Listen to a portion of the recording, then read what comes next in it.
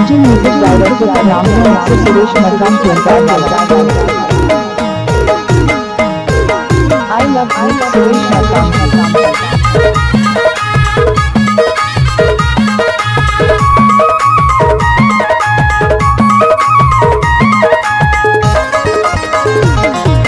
गाड़ी मायना है आईना में चोला चमकदार चोला दिखाए हमके गोलारी चमकदार चोला दिखाए हमके गोलारी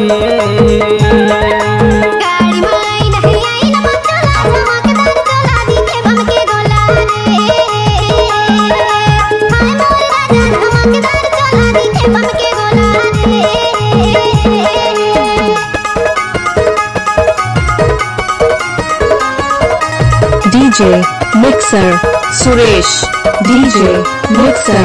Suresh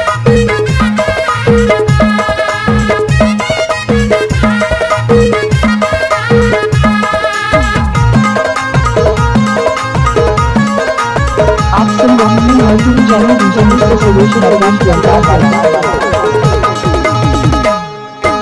आएला बरसा चुहेल थानी माया बरानी लगे है बानी चमकदार चोला दिखाए हमके गोलारी माया बरानी लगे है बानी चमकदार चोला दिखाए हमके गोलारी DJ Mixer Suresh DJ Mixer Suresh चोला दिखाए हमके गोलारी हाय मोर रानी चमकदार चोला दिखाए हमके गोलारी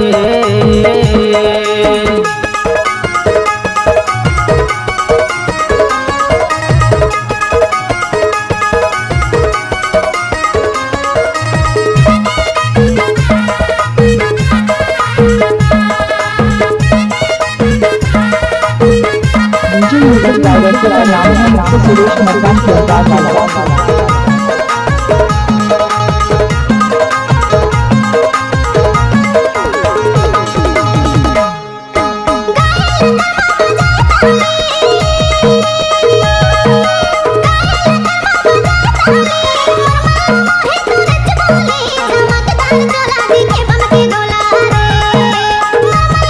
DJ Mixer Suresh DJ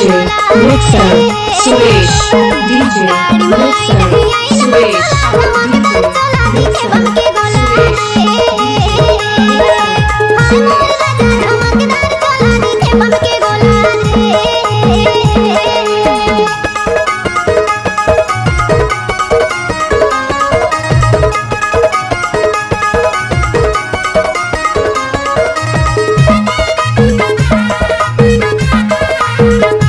सुन रहे हैं multi channel DJ mister Suresh मकान।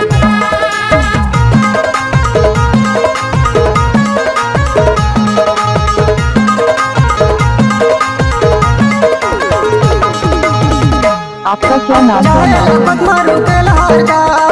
डीजे सुरेश चमकदार चोला दिखाए हमके गोलारी चेहरा ले गोरी हटाले पारदा चमकदार चोला दिखाए हमके गोलारी DJ Suresh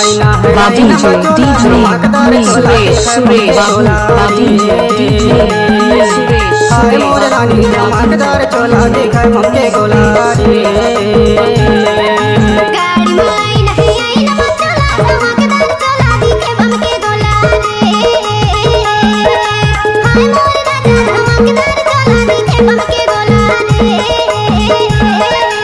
हाय मोर रानी चमकदार चोला दिखाए DJ